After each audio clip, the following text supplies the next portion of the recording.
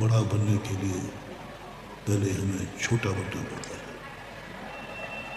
बीज में से वृक्ष निकलता है, लेकिन पहले बीज को जमीन के अंदर जाना पड़ता है।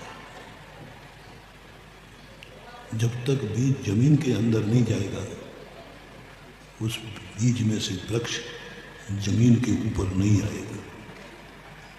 जितना ऊंचा वृक्ष है, वृक्ष को चाहिए कि मैं 100 फुट ऊंचा वृक्ष बनूं, तो बीज भी यदि 100 फुट ऊंचा ही रख दिया जाए तो कभी वृक्ष नहीं बनेगा।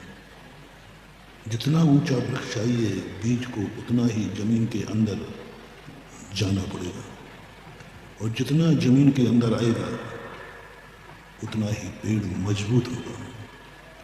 जिस पेड़ की जड़ें मजबूत होती हैं, वो तूफानों में भी खड़ा रहता है। जिस पेड़ की जड़ें बहुत होती हैं, वह बरगद का पेड़ आज तक कभी टूटते नहीं देखा। मैंने बहुत सारे पेड़ बरगद के देखे हैं,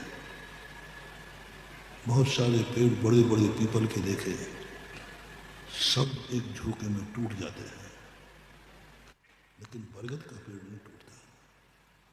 जैनाचार्यों ने धर्मो धर्मात्मा के लिए बड़ पेड़ की उपाधि दी, बरगद पेड़ की। मैंने कहा पीपल की क्यों नहीं दी, आम की नहीं दी, फल देता है। जितने फल वाले वृक्ष हैं, उन्होंने धर्म को बरगद के पेड़ की उपाधि दी।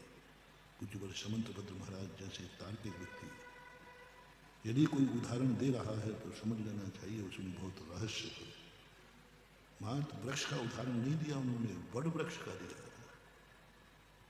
बहुत सोचने के बाद पूज्यवर की बात समझ में आई।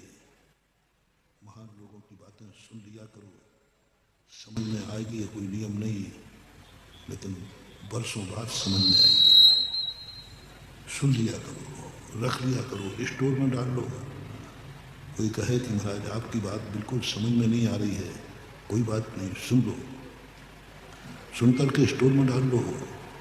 आज नहीं कल समझ में आएगी।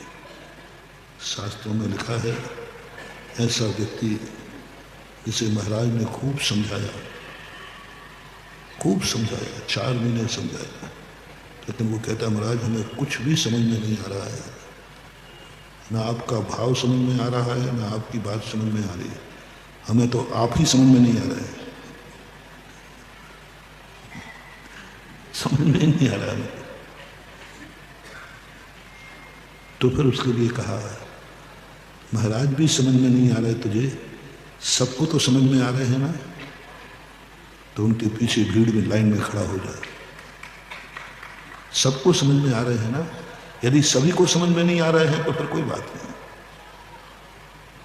लेकिन सभी कह रहे हैं मुझे तो महाराज भी समझ में आ रहे हैं, और महाराज की बात भी समझ में आ रही है, और महाराज का भाव भी समझ में आ रहा है। जब तुम्हें कोई समझ में चीज नहीं आएगा तो आजू बाजू पूछ लिया करो, तो ये महाराज तुम्हें समझ में आ रहे हैं, अगर पूरा इनकी बात समझ में आ रही पूरी, इनके कहने का भाव क्या है पूरा समझ रहा हूँ, तो महानुभाव तुम्हें समझ में ना भी आवे तो तुम वहाँ बात को सुन लेना, क्योंकि सबको समझ में आ रहा है। पूज्यवर गुणभद्राचार्य ने आत्मानुशासन में एक जनपद सत्य की चर्चा की, अक्लांत स्वामी महाराज ने राजवार्तिक में भी चर्चा की। बहुत बड़े दार्शनिक उद्भट्टाचार्य थे अक्लांत स्वामी, उन्होंने एक जनपद सत्य कहा। तुम्हें उसका ज्ञान नहीं है, तुम्हें कुछ भी समझ में नहीं आ रहा है, लेकिन बहुतायत लोगों को समझ में आ रहा है, तो तुम उसे सत्य मानकर बिना समझे ग्रहण कर लेना। सबको समझ में आ रहा है और तुम्हें नहीं आना समझे ग्रहण कर। कोई में विचरण करते हैं, कई सब चीजें नई नई चीजें खाने में आती हैं। जिस देश का साधु है उस देश में वो चीज होती ही नहीं है, अनजानी चीज थी, कभी देखी ही नहीं। तो मूलाचार्य ने कहा वहां के जो सज्जन पुरुष हैं, वित्ती लोग हैं, उनसे पूछ लो कि ये चीज आप लोग लेते हो? बोले हमारे यहाँ तो सब वृत्ति लेते हैं। तो उस समय मुनिराज को कहा तुम्हें नहीं भी समझ में आया है तो तुम ले लो, क्योंकि सबको समझ में आ गया है। वहां रहने वाले वृत्ति, वहां रहने वाले साधु सब ले रहे, पर मैंने तो कभी लिया ही नहीं, अनजाना है। तुमने कहा कोई बात नहीं, सबको समझ में आ गया ना, सब कह रहा है ये भक्ष है तो भक्ष है। कई चीजें हम लोगों को आप लोगों के अनुसार करना पड़ता है। अब आपके यहाँ लौकी है, लौकी लौकी भक्ष होती ना, दक्षिण में लौकी बाबू खाते नहीं है, काय का साधु लौकी खाता है। वहाँ भूरा कद्दू खाते हैं, और यहाँ भूरा कद्दू खा ले तो महाराज जी आप भूरा कद्दू खाते, वो भूरा होता है ना गोल गोल ऐसा, और महाराज जी इतना तो नहीं करना चाहिए, भूरा कद्दू खाते, हम गृहस्थी नहीं खाते। अब बताओ हम क्या करें? यहाँ भूरा कद्दू खा लूँ तो हंसी उड़ेगी, और वहाँ लौकी खा लूँ तो हंसी उड़ेगी। तो फिर हम क्या करेंगे? दक्षिण जाएंगे तो भूरा कद्दू, उत्तर आएंगे तो लौकी। अपन तो तुम्हारे अनुसार करते। अब वहाँ कोई इंदौर वाला पहुंच गया, अरे भैया अपने महाराज तो दक्षिण में जाके भ्रष्ट हो गए। बोले क्या हो गया? अरे भूरा कद्दू ले रहे थे। और दक्षिण के महाराज उत्तर में आके लौकी लेते पाए गए, तो दक्षिण तो कहेगा भैया महाराज तो भ्रष्ट हो गए। कहे कभी क्या मारो, लौकी ले रहे थे। बोलो कितना बड़ी चीज उन्होंने कह दी। तुम वहां के देश, क्षेत्र, जनपद, सत्य सब लोग क्या मानते हैं, वहां के लोगों की क्या मान्यता है, बस उस सत्य में तुम शामिल हो जाओ, क्योंकि तुम्हें इसका ज्ञान नहीं है। बहुत बार होता है, बहुत बार होता है। वहां की हमें भाषा सीखना पड़ती है, नहीं तो गड़बड़ हो जाए। हम पहली बार महाराष्ट्र गए सन 1980 में, पूज्य गुरुदेव के साथ में छुल्लक था। महाराष्ट्र लगा, थाली में दिखाया, दिखा दे महाराज जी ये मीट है। अब मीट सुनते हमारे तो हवा खिसक गई। अब मैंने कहा क्या करूं,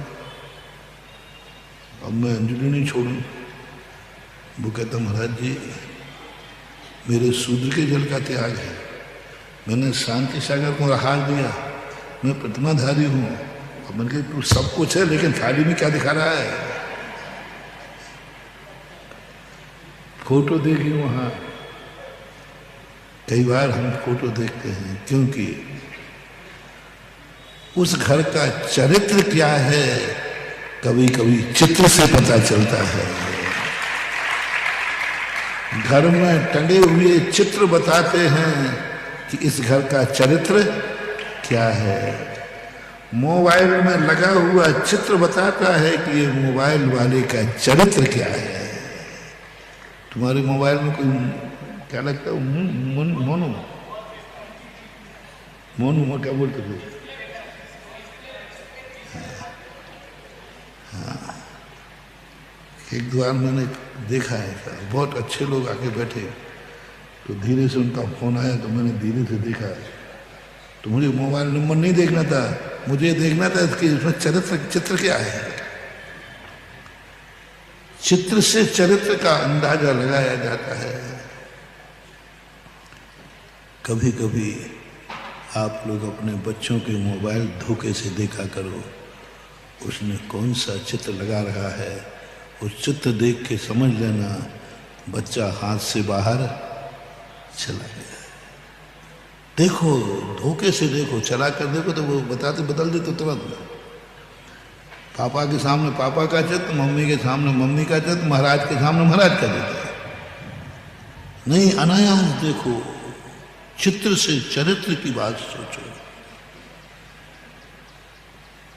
आप लोग इनके भी चित्र मोबाइल देखा करो कभी धोखे से, बम्बई वाली का लगाया है कि यहीं वाली का लगाया है। अब तो तुम इनका देख लिया करो, क्या बात हो गई। चित्र का बहुत, चित्र एक अंतर दशा का, बोलो अपन चित्र घर में टांगते हैं अंतर की दशा के बिना, जिसका चित्र में पता पसंद नहीं है, क्या उसका टांगोगे? नहीं कर सकते। चित्र बताता है कि आपकी नीयत क्या है, चित्र बताता है कि आपके मन में क्या है, चित्र बताता है कि आपका मन कैसा है। तो मैं भी ये बात मुझे ध्यान में थी, तो मैंने दीवारें देखी, दीवारों पर सब महाराजों के चित्र थे, भगवान के चित्र थे, एक भी चित्र उसमें गलत नहीं था। बल्कि चित्र भी सही है और पट्टा भी सही है। शांति सागर महाराज को हार दिया है, शूद्र के जल का त्याग है, प्रतिमाधारी जनेऊ पहने हैं, कहीं से गलती नहीं। मैं 5 मिनट बैठा रहा,